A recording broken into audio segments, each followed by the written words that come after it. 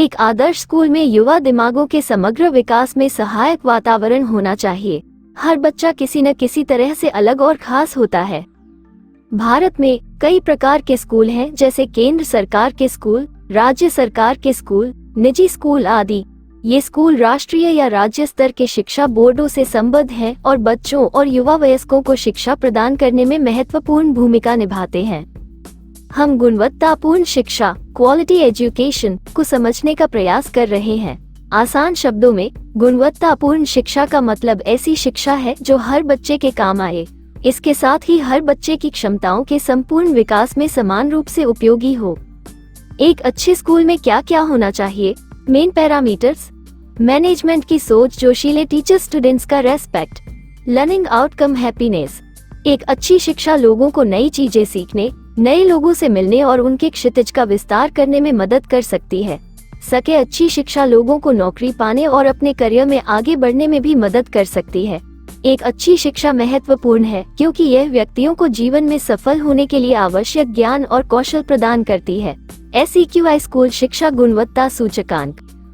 शिक्षा हर बच्चे का मौलिक अधिकार है। शिक्षा के अधिकार से लेकर समग्र शिक्षा तक योजनाओं और पहलों को तैयार करने में शिक्षा हमेशा एक प्राथमिकता वाला क्षेत्र रहा है। शिक्षा के अधिकार के बारे में जानने में रुचि रखने वाले लोग, सरकार ने देश में अनुसंधान और नवाचार संस्कृति को बढ़ावा देने के लिए उच्च शिक्षा में कई नई योजनाएं भी शुरू की हैं। पब्लिक स्कूलों और विश्वविद्यालयों को सभी को गुणवत्तापूर्ण शिक्षा प्रदान करना अनिवार्य है। स्कूली शिक्षा की गुणवत्ता पर नजर रखने के लिए SEQI की स्थापना की गई है। SEQI के बारे में स्कूली शिक्षा क्षेत्र में राज्यों और केंद्र शासित प्रदेशों के प्रदर्शन का मूल्यांकन करने के लिए नीति आयोग द्वारा SEQI विकसित किया गया है। स्कूल शिक्षा गुणवत्ता सूचकांक का उद्देश्य राज्यों और केंद्र शासित प्रदेशों को अपनी ताकत और कमजोरियों की पहचान करने और अपेक्षित पाठ्यक्रम सुधार या नीतिगत हस्तक्षेप करने के लिए एक मंच प्रदान करके शिक्षा नीति पर ध्यान केंद्रित करना है। सूचकांक राज्यों और केंद्र शासित प्रदेशों में ज्ञान और सर्वोत्तम प्रथाओं को साझा करने की सुविधा प्रदान करने का प्रयास करता है, जो प्रतिस्पर्धी और सहकारी संघवाद की भावना को बढ़ावा देने के नीति आयोग के आदेश के अनुरूप है। MHRD, विश्व बैंक और क्षेत्र के विशेषज्ञों जैसे प्रमुख हितधारकों सहित एक सहयोगी प्रक्रिया के माध्यम से विकसित किया गया। SEQI सूचकांक में 30 महत्वपूर्ण संकेतक शामिल हैं जो गुणवत्तापूर्ण शिक्षा के वितरण का आकलन करते हैं। SEQI का लक्ष्य नीतिगत सुधार लाना है जिससे स्कूली शिक्षा की गुणवत्ता में सुधार होगा।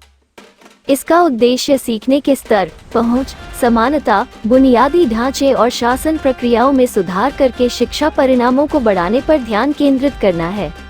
समान तुलना की सुविधा के लिए राज्यों और केंद्र शासित प्रदेशों को बड़े राज्यों, छोटे राज्यों और केंद्र शासित प्रदेशों के रूप में समूहीकृत किया गया है। इनमें से प्रत्येक समूह के भीतर प्रत्येक राज्य और केंद्र शासित प्रदेश के लिए समग्र प्रदर्शन स्कोर और रैंकिंग उत्पन्न करने के लिए संकेतक मूल्यों को उचित रूप से स्केल, सामान्यीकृत और भारित किया गया है। राज्यों और केंद्र शासित प्रदेशों को संदर्भ वर्ष 2016-17 में उनके समग्र प्रदर्शन के साथ साथ संदर्भ वर्ष और आधार वर्ष 2015-16 के बीच उनके प्रदर्शन में बदलाव के आधार पर रैंकिंग दी गई है। सीखने के परिणामों पर राज्यों और केंद्र शासित प्रदेशों का प्रदर्शन राष्ट्रीय उपलब्धि सर्वेक्षण NAS पर उनके परिणामों से प्रेरित है। पहुंच परिणामों पर उनका प्रदर्शन मुख्य रूप से माध्यमिक स्तर पर नामांकन अनुपात और उच्च प्राथमिक से माध्यमिक स्तर तक संक्रमण दर से प्रेरित होता है।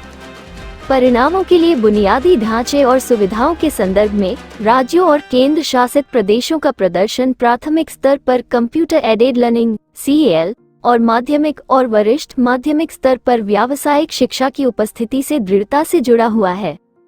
स्कूली शिक्षा गुणवत्ता सूचकांक के अनुसार राज्यों की रैंकिंग। स्कूली शिक्षा की गुणवत्ता के मामले में 20 बड़े राज्यों में केरल शीर्ष पर है, उसके बाद राजस्थान और कर्नाटक है। सबसे अधिक आबादी वाला राज्य उत्तर प्रदेश 2016-17 के दौरान सबसे निचले स्थान पर था। देश के 20 बड़े राज्यों में से 18 ने 2015, 2016 और 2016-2017 के बीच अपने समग्र प्रदर्शन में सुधार किया है, जिसे अन्यथा रिपोर्ट में वृद्धिशील प्रदर्शन कहा जाता है। कर्नाटक और उत्तराखंड में समग्र प्रदर्शन में गिरावट आई है। मिजोरम, सिक्किम और अरुणाचल प्रदेश में भी प्रदर्शन और रैंक में गिरावट आई है। सभी 7 केंद्र शासित प्रदेशों ने अपने समग्र प्रदर्शन स्कोर में सुधार दिखाया है। छोटे राज्यों में मणिपुर सर्वश्रेष्ठ प्रदर्शनकर्ता के रूप में उभरा, जबकि चंडीगढ़ केंद्र शासित प्रदेशों की सूची में शीर्ष पर रहा। पश्चिम बंगाल ने मूल्यांकन प्रक्रिया में भाग लेने से इनकार कर दिया और उसे रैंकिंग में शामिल नहीं किया गया। पढ़ें, भारत में स्कूली शिक्षा की स्थिति। टिप्पणी: भारत में प्राथमिक शिक्षा को सार्वभौमिक बनाने में महत्वपूर्ण प्रगति हुई है। सतत विकास लक्ष्यों का लक्ष्य 4 समान और गुणवत्तापूर्ण शिक्षा से संबंधित है। नई राष्ट्रीय शिक्षा नीति और सतत विकास लक्ष्य सार्वभौमिक गुणवत्तापूर्ण शिक्षा और आजीवन सीखने के लक्ष्यों को साझा करते हैं।